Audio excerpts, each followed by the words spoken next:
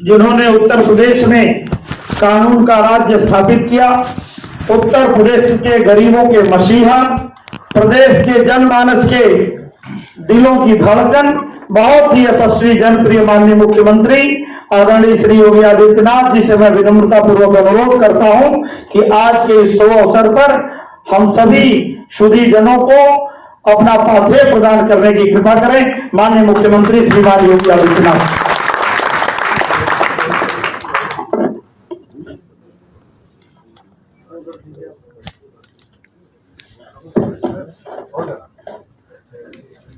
लोक माता अहिल्याबाई होलकर त्रिशताब्दी महोत्सव के अवसर पर आयोजित आज के इस समारोह में मुख्य वक्ता के रूप में जिनका मार्गदर्शन भी यहां प्राप्त हुआ है, भारतीय जनता पार्टी के राष्ट्रीय सह संगठन महामंत्री और संपूर्ण भारत में इस कार्यक्रम के संयोजक माननीय शिव प्रकाश जी, कार्यक्रम के अध्यक्ष भारतीय जनता पार्टी के उत्तर प्रदेश के अध्यक्ष चौधरी भूपेंद्र सिंह जी, प्रदेश सरकार में मंत्रिमंडल के मेरे वरिष्ठतम सहयोगीगण,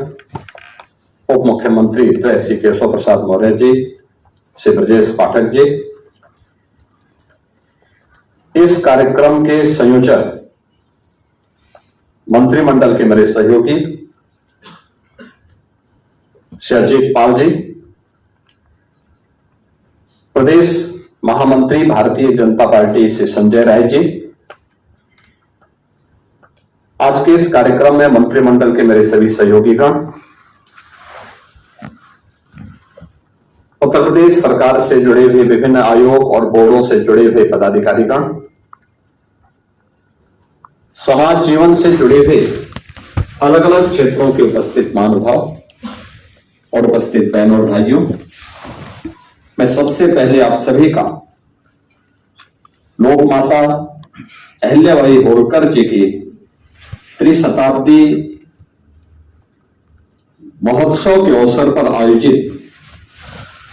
इस कार्यक्रम में हृदय से स्वागत करता हूं। आप सभी का मैं अभिनंदन करते हुए लोक माता के श्री चरणों में कोटि कोटि नमन करता हूं।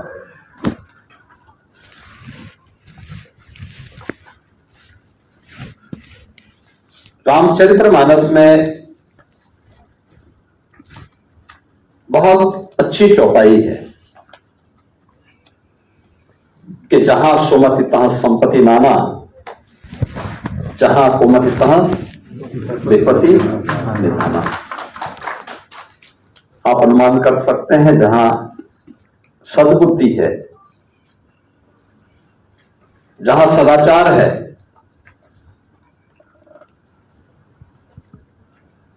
वहां पर सकारात्मक ऊर्जा का वास उसी रूप में है, यथा राजा तथा प्रजा।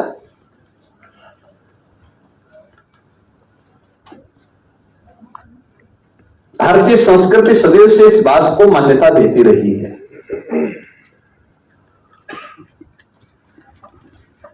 और उसका प्रभाव भी लोक जीवन में उसी रूप में हम सबको देखने को मिलता है। देश वही, नेतृत्व बदला तो दुनिया के सामने भारत एक आदर्श व्यवस्था का शासक बन गया। प्रधानमंत्री मोदी जी के नेतृत्व में पिछले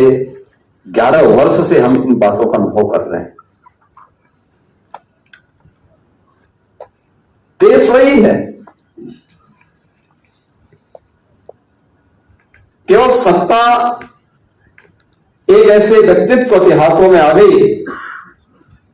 जिन्होंने अपनी सकारात्मक ऊर्जा का लाभ 140 करोड़ भारतवासियों को करा दिया। ऐसा नहीं कि क्षमता पहले न रही हो, 2014 के पहले भी थी, लेकिन 2014 के पहले के दौर को आपने देखा होगा, यही अंतर था। 2014 के पहले की सरकारों में उन्होंने भारत को भारत के रूप में नहीं देखा, भारत को भारतीयता की पहचान नहीं देने दी, भारत को भारतीय दृष्टिकोण से देखने का प्रयास नहीं किया। भारत में लक्षित हिंसा से संबंधित सांप्रदायिक कानून बनाकर के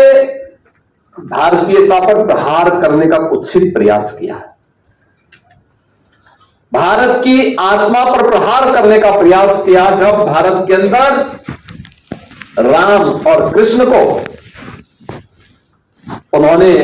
उस सरकार ने 2014 के पहले की उस सरकार ने जब ये कहा कि ये सभी काल्पनिक पात्र हैं, ये वही सरकार है जो राम सेतु को तोड़ने का काम भी करती है, और ये सरकार किस रूप में भारत को भ्रष्टाचार का, अविश्वास का, अराजकता का केंद्र बनाने का कार्य की थी। स्वाभाविक रूप से जब सरकारी षड्यंत्र करने में लिप्त रही हो को कहां सम्मान दे पाता, और वह नकारात्मक दौर से उभर करके जब देश 2014 में एक ऐसे व्यक्तित्व के हाथों में आया कि जिन्होंने नेशन फर्स्ट के भाव को 140 करोड़ नागरिकों के मन में पैदा करके एक बहुत छोटे से मंत्र के माध्यम से, सबका साथ और सबके विकास के मंत्र के माध्यम से देश को जोड़ने का काम किया। आज आप देख रहे होंगे यही भारत दौड़ता हुआ दिखाई देता है, वही भारत गर्व के साथ सीना तान करके चलता हुआ दिखाई देता है, वही भारत अपनी ऋषि परंपरा का भारत जो छेड़ता नहीं है, लेकिन अगर कोई छेड़ता है तो उसको छोड़ता भी। ऑपरेशन सिंदूर ने इस बात को साबित किया, और जब भी भारत पर किसी ने हिमाकत की तो नया भारत उसका जवाब उसी रूप में करता है। सर्वांगीण विकास की अवधारणा कौन सा ऐसा क्षेत्र है, क्या इंफ्रास्ट्रक्चर का? आज वर्ल्ड क्लास इंफ्रास्ट्रक्चर भारत के अंदर है, हाईवे के रूप में, एयरवे के रूप में, वाटरवे के रूप में, रेलवे नेटवर्क के रूप में, मेट्रो के रूप में, रैपिड रेल के रूप में, रोपवे के रूप में, यानी अलग अलग स्वरूप दिखाई दे रहे होंगे। सेमीकंडक्टर के बारे में कहा जाता है कि इस क्षेत्र में भारत 1962 से तैयारी कर रहा है, लेकिन कभी सफलता नहीं मिल पाई। इस क्षेत्र में सफलता तब मिली जब 2014 में मोदी जी देश के प्रधानमंत्री बने,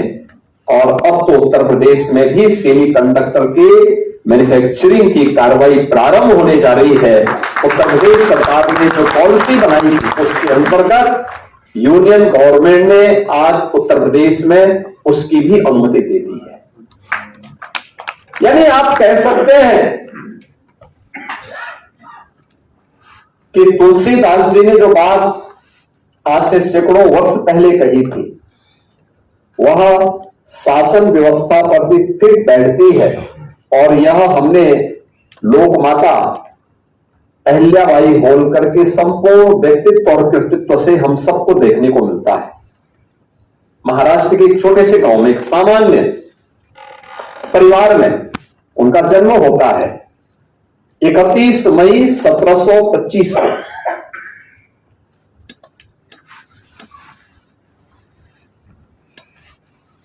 और 1725 में जन्म लेने के बाद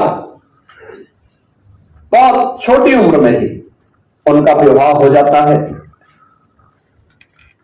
वे ससुराल जाती हैं, अपनी आगे की शिक्षा जारी रखती हैं, ससुराल पक्षों से संबल देता है, आगे बढ़ने के लिए प्रेरित करता है, और उन्होंने भी पीछे मुड़ करके नहीं देखा। आपदाएं आती रही, चुनौती का सामना करती रही, उनका मुकाबला करती रही, लेकिन कभी चुनौती से पलायन नहीं की, चुनौती से भागी नहीं। याद करिए 1725 से 1795 तक कुल 70 वर्ष का जीवन उन्हें मिला, और इन 70 वर्षों के कालखंड में उन्होंने एक आदर्श शासन व्यवस्था की नींव भी रखी। किसान के लिए भी, नौजवान के लिए भी, कारीगर के लिए भी, हस्तशिल्पियों के लिए भी, महिला सशक्तिकरण के लिए भी, और भारत की आध्यात्मिक और सांस्कृतिक विरासत को संरक्षण करने के लिए उत्तर से दक्षिण तक, पूरब से पश्चिम तक बेहतर भारत को एक भारत श्रेष्ठ भारत में जोड़ने का काम आज से 250 वर्ष पहले प्रारंभ कर दिया। आप याद करिए, औरंगजेब जैसे क्रूर और बर्बर शासन के समय में भारत के मंदिर जो तोड़े गए थे,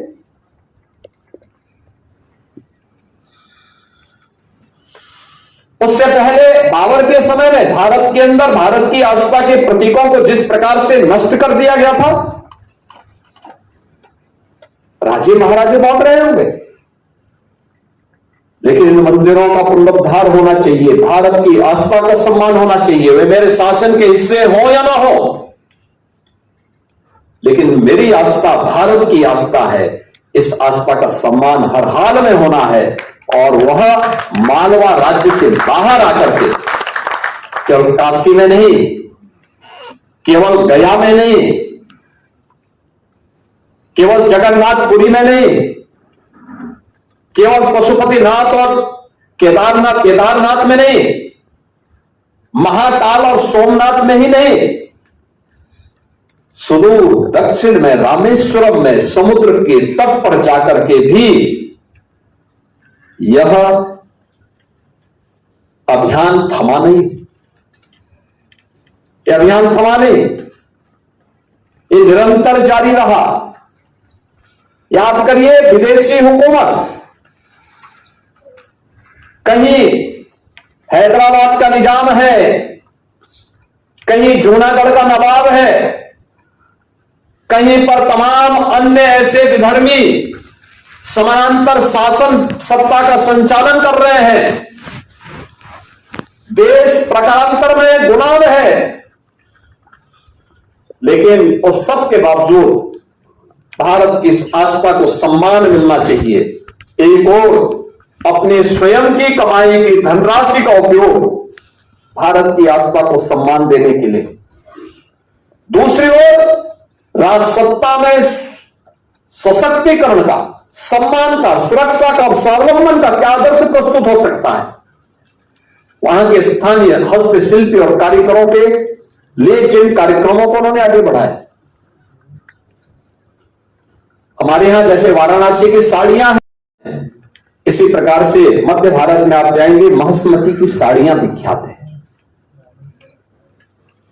घाटों का निर्माण कैसे होना चाहिए, आज हमारे पास तकनीक है, लेकिन उन्होंने उस समय भी महेशमती का जो घाट तैयार किए थे नर्मदा नदी के, आज भी आप जाके देखिए 300 वर्षों के बाद वे घाट उसी रूप में लोक माता के उस विराट व्यक्तित्व की ओर हम सबका ध्यान आकर्षित करते हैं। याद करिए, बद्रीनाथ केदारनाथ के दर्शन करने के लिए आज भी लोगों को 10 बार सोचना होता है कि हम हरिद्वार से जाएंगे तो 12 घंटे हमें टैक्सी से लगेंगे, बस से लगेंगे, और ये मार्ग जो बना भी है, इससे पहले सिंगल लेन का मार्ग वहां के लिए जो बना था 1962 की बात बना है, यानी मार्ग तब नहीं थे, तब पैदल मार्ग रहा होगा, और तब भी केदारनाथ धाम का निर्माण उन्होंने उस समय किया था। बद्रीनाथ मंदिर के सुंदरीकरण का काम उन्होंने उस कालखंड में किया था। पशुपतिनाथ मंदिर के लिए उन्होंने उस समय योगदान दिया था। जगन्नाथपुरी तक जाने के लिए, काशी में काशी विश्वनाथ धाम, गया में गया जी तक जब पहुंच मार्ग नहीं थे, साधन नहीं थे, उस कालखंड में भी उन्होंने इस कार्य को किया था। लेकिन साथ साथ किसानों के लिए भी कार्य होना है, उनके सम्मान के लिए भी कार्य करना है, और शासन पद्धति कैसे चलनी चाहिए, यह उस समय की आदर्श व्यवस्था के माध्यम से लोक माता अहिल्याबाई होलकर ने दिया था। बहनों भाइयों, लोक माता अहिल्याबाई होलकर के इस विराट व्यक्तित्व के प्रति कृतज्ञता ज्ञापित करने के लिए आज आदरणीय प्रधानमंत्री जी की प्रेरणा से पूरे देश के अंदर एक कार्यक्रम प्रारंभ हुए हैं, जिन्हें 21 मई से 31 मई तक एक बड़े अभियान के तहत हमें हर एक स्तर पर लेके जाना है। आदरणीय प्रधानमंत्री जी की प्रेरणा से, लोक माता अहिल्याबाई होलकर के ही उस प्रेरणादायी व्यक्तित्व का परिणाम है कि आज हम महिला सशक्तिकरण के लिए कुछ कर पा रहे हैं। बेटी बचाओ बेटी पढ़ाओ का अभियान हो, मातृ वंदना का अभियान हो, नारी वंदन अधिनियम के माध्यम से विधायिका में वह 1/3 प्रतिनिधित्व देने का कार्यक्रम हो, या फिर जीवन के प्रत्येक क्षेत्र में उनके सशक्तिकरण के लिए किए जाने वाले अभियान। प्रदेश में मुख्यमंत्री कन्या सुमंगला योजना हो या मुख्यमंत्री सामूहिक विवाह की योजना, उत्तर प्रदेश पुलिस बल में महिलाओं को 20% अनिवार्य आरक्षण की व्यवस्था का कार्यक्रम हो, या बीसी सखी के माध्यम से प्रत्येक ग्राम पंचायत में बैंकिंग की सुविधा उपलब्ध कराने का कार्यक्रम, लखपति दीदी के प्रधानमंत्री मोदी जी का अभियान हो, या फिर जीवन के प्रत्येक क्षेत्र में मिशन शक्ति के इस अभियान के माध्यम से चल रहे कार्यक्रम, महिलाओं को जहां पर वह निवास कर रही है उसका मालिकाना अधिकार मिले, प्रधानमंत्री स्वामित्व योजना के माध्यम से देश के अंदर 3 करोड़ परिवारों को, अकेले उत्तर प्रदेश में 1 करोड़ से अधिक परिवारों को अब तक घरौनी के माध्यम से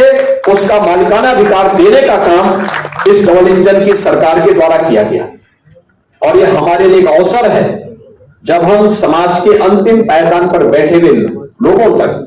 महिला सशक्तिकरण और मिशन शक्ति के इस कार्यक्रम को लोक माता अहिल्याबाई होलकर के प्रति अपनी कृतज्ञता ज्ञापित करने के क्रम में इसको आगे बढ़ाएं। हम लोगों ने इस बार के बजट में इस बात की व्यवस्था भी की है, लोक माता अहिल्याबाई होलकर के नाम पर कामकाजी महिलाओं के लिए वर्किंग हॉस्टल के निर्माण के लिए 7 स्थानों पर उत्तर प्रदेश के अंदर हम लोग वर्तमान में इस कार्यक्रम को लेकर जा रहे हैं।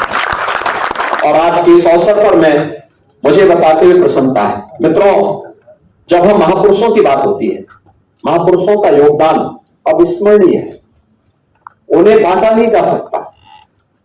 उन्हें जाति मत मजहब क्षेत्र भाषा के आधार पर नहीं बांटा जा सकता, लेकिन दुर्भाग्य से पिछली सरकारों के द्वारा किया गया। आप याद करिए, औरैया में एक राजकीय डिग्री कॉलेज था,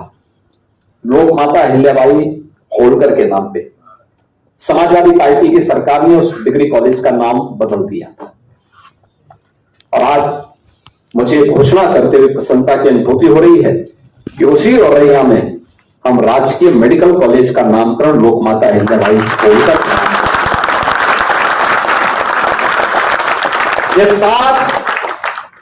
ये सात वर्किंग हॉस्टल भी लोक माता अहिल्याबाई होलकर के नाम पर ही समर्पित होंगे, और मेडिकल कॉलेज का नामकरण भी लोक माता अहिल्याबाई होलकर के नाम पर ही होंगे। महिला सशक्तिकरण और मिशन शक्ति के इन कार्यक्रमों को हमें 31 मई तक के कार्यक्रम में हर एक स्तर पर जाकर के कार्यक्रम को आगे बढ़ाना है। संगठन की योजना रचना भी है, और सरकार के मंत्रीगण भी अपने अपने प्रभारी जनपदों में जाकर जनपद स्तर की बैठक लेकर जनपद स्तर का कार्यक्रम, मंडल स्तर के कार्यक्रम, नगर निकायों के स्तर पर कार्यक्रम, सेक्टर स्तर के कार्यक्रमों की रचना बना करके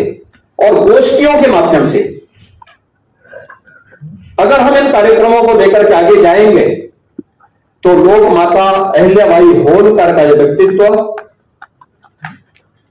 और कृतित्व वर्तमान पीढ़ी के लिए एक नई प्रेरणा और एक नया प्रकाश होगा। भारत के अंदर नारी शक्ति ने हर उस वक्त में, संकट के इस दौर में समाज को एक नई दिशा दी है। लोक माता अहिल्याबाई होलकर की प्रेरणा आज से 250-300 वर्ष पहले समाज के लिए एक आदर्श उदाहरण प्रस्तुत कर गई। 1857 की क्रांति की ज्वाला बनी, रणचंडी बनी झांसी की रानी लक्ष्मीबाई। कौन ऐसा भारतीय होगा जो उनके वीरांगना भाव के कारण प्रभावित न होता हो। और ये हमारा सौभाग्य है कि हमारी सरकार को भारत की उन 3 वीरांगना देवियों के नाम पर, जिन्होंने अपने शौर्य और पराक्रम से विदेशी दासता से मुक्ति प्रदान करने के लिए इस कार्यक्रम को आगे बढ़ाया, जिसमें वीरांगना अवंती बाई, वीरांगना झलकारी भाई और वीरांगना, ये 3 अलग अलग वीरांगनाओं के नाम पर हम लोगों ने उत्तर प्रदेश महिला पीएसी की 3 नई बटालियन का गठन भी उत्तर प्रदेश के अंदर किया, जिसमें अवंतीबाई जी के नाम पे बदायूं में, झलकारी बाई, वीरांगना झलकारी बाई के नाम पर गोरखपुर में, और लखनऊ की भी महिला पीएसी बटालियन के का गठन हम लोगों ने वीरांगना के नाम पर करते हुए उनके प्रति कृतज्ञता ज्ञापित किया है। मित्रों, ये कार्यक्रम हमारा इसी रूप में अनवरत आगे बढ़ता रहे, इसके लिए हर स्तर पर जाकर के अगले 10 दिन के इस कार्यक्रम को हम बड़े पैमाने पर सफलतापूर्वक आगे बढ़ा करके लोक माता अहिल्याबाई होलकर के त्रिशताब्दी महोत्सव को हम इसी भाव के साथ आगे बढ़ाएंगे। इस विश्वास के साथ मैं आज के इस कार्यक्रम में आप सबकी उपस्थिति के लिए और खासतौर पर इस कार्यक्रम के मुख्य वक्ता के रूप में माननीय श्री प्रकाश जी का जो मार्गदर्शन आज प्राप्त हुआ है, उनका हृदय से मैं आप सभी को धन्यवाद देता हूं, स्वागत करता हूं और विश्वास करता हूं कि हम लोक माता के इन कार्यक्रमों को जन जन तक पहुंचाने का कार्य करेंगे। आप सबके प्रति मेरी शुभकामनाएं हैं। धन्यवाद। जय हिंद।